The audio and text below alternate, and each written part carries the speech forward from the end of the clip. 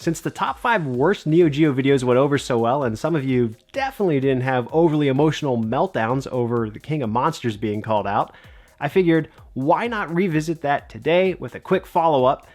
But wait, instead of directing your anger and bitterness towards the old Joe here, go ahead and fight with each other in the comments, because today's list is not mine, but yours. That's right, these are the most commonly called out titles by you guys in the comments, Twitter, and even my DMs. And you guys can just go ahead and mention your thoughts here too, by the way. You don't have to DM me. But anyways, let's go ahead and take a look at some more terrible Neo Geo games as called out by you. Now this is a polarizing one. People seem to want to either be an apologist for it or completely trash it. Burning Fight is another one of those arcade examples where it's trying to copy another company's hit, in this case Capcom's Final Fight, but they just didn't do a very good job, even though this came out 2 years after Final Fight. I mean, let's be honest, is there anyone here who doesn't believe that Ryu, isn't a ripoff of Guy? If you wanted to even try to fool me, you could have at least changed the color of his clothes. Oh, and his special attack? Come on, SNK, that's just robbery. You also have Duke here, who could be Billy from Double Dragon, but, well, just name that last guy Billy instead, and problem solved. Moving into the stuff that actually matters, I suppose, I don't think the graphics are too terrible here, certainly not 2 years improved over Final Fight, but it's probably more the animation that makes everyone just seem so wooden. Yeah.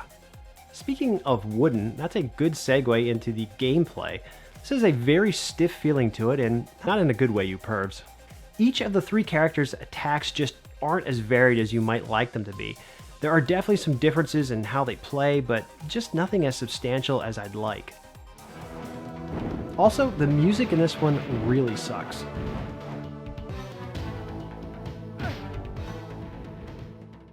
And this is a tough one. A few people correctly guessed that this was indeed the game I referenced at the end of the other video.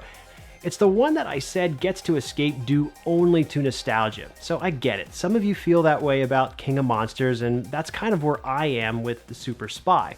This is one of the first games I ever played on a Neo in the arcades, and at the time, this whole first perspective thing was new. This was innovative and just something we hadn't seen a lot of. This was 1990, and the whole Doom craze wouldn't even be for another few years, so this was something definitely unique at the time. But I'm supposed to be telling you why this is terrible, right?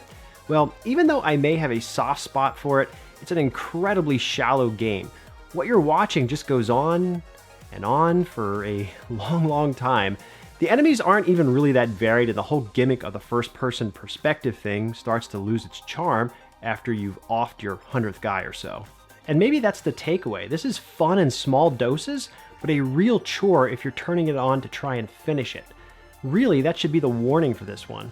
It may induce feelings of nostalgia and hopefulness that will be followed by a hard crash to reality in 20 minutes or less. Play only as directed. You don't know how close this came to making my initial list. It was sitting right there on the edge, but I do have some nice things to say about 3 Count Bout, actually. Graphically, I think this game is pretty nice. Your wrestlers are all large sprites that have decent detail for the time. And wow, I really like the overall presentation of this game. I think it's really well done, again, taking the time into consideration and all. But I like the entrances and the stat cards, the music isn't half bad, and the game even attempts to shift things up a little by giving you these sketchy, unofficial garage matches. Kind of vaguely reminds me of Van Damme's Lionheart. Okay, so all of that stuff is amazing, and then you actually play the game, and, well, this is where things kind of fall apart for 3 Count Bout. It's not a very good experience, which makes the build-up of everything I just talked about highly disappointing. The actual grappling system seems okay at first, but reaches near impossible levels pretty quickly, which is to say it becomes frustratingly difficult to win a grappling encounter at all, which ultimately isn't very good for your wrestling game.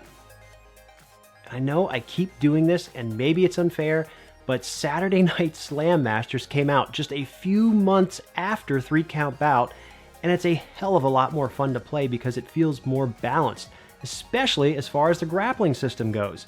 In fact, I'd even concede that I think 3-count Bout beats out Slam Masters as far as presentation and overall graphics.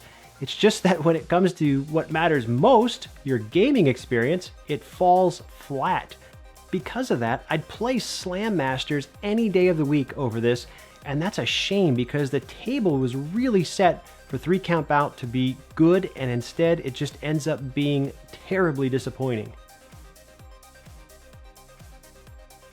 And oddly, that's an unfortunate but good transition to the next game I saw mentioned, Sengoku III. This shares some of the same flaws as 3-count Bout. When you first start this game up, it has a nice presentation, the character art is well done, you have a decent selection of characters to choose from, and hell, it has a nice legacy to fall back on with each of its predecessors being reputable games in the Neo Geo library. I'd even take this a step further and say when you first start playing it, it still manages to fool you that it's a pretty slick title. The controls are pretty snappy, sharp, and tight. It feels like a AAA title that has been polished. I'll even toss out that the animation, something I look at and complain about often with some of these lesser games, it's actually pretty good. The sprites look and react almost like you'd expect from a genuine SNK fighting title. So what's the problem here?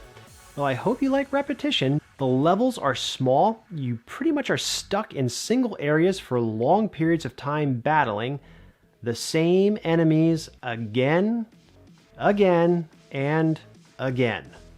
And that's the real problem here. If this game moved laterally at a pace similar to almost any other beat 'em up, it's probably fine that you're just repeating and fighting the same enemies over and over.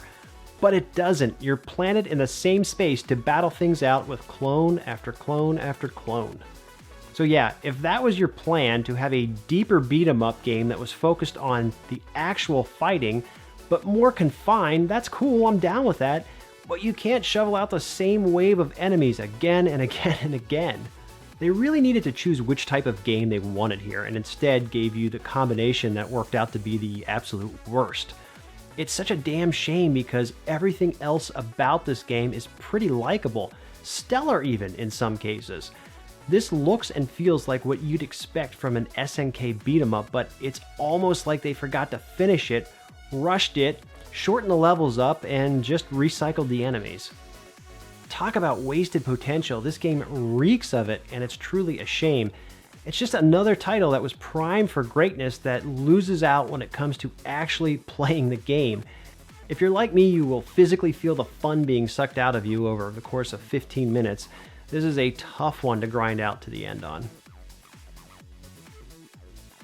Yeah, this one came up a lot, and I kind of feel bad for it. It's like how you're taught to not make fun of unfortunate things. This is like someone's art project that just isn't very good, but they're really proud of it, you know what I mean? Just look at how everyone in this game walks. No upper body movement, it's all in the legs.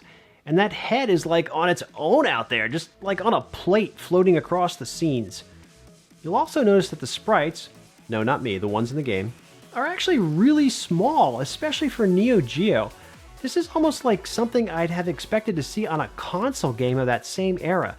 Not an arcade title that is supposedly showing off the capabilities of cutting-edge hardware. And yeah, if you want to talk console games of that same year, Strider came out for Genesis at this very same time. I mean, that's really an embarrassment.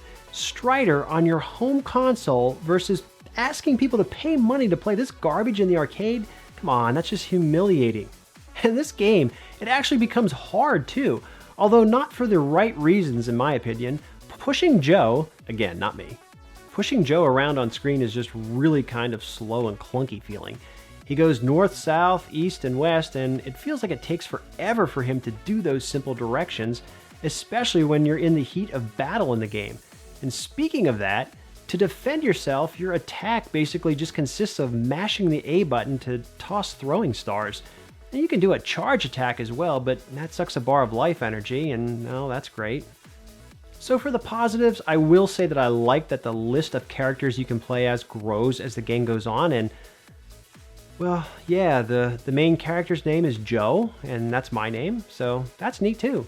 Ninja Combat, everyone! So that is the list of the 5 most frequently mentioned games called out by you guys.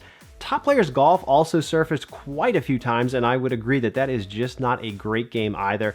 I'd be surprised if anyone is choosing that over Turf Masters, but hey, that's your business if you are. A little bit of judgment there, maybe. I mean, have you played Turf Masters? You know that that exists, right? Thanks so much for watching another Neo Geo video today. Don't forget to like, comment, and subscribe, and I will catch you all next time. Later, guys.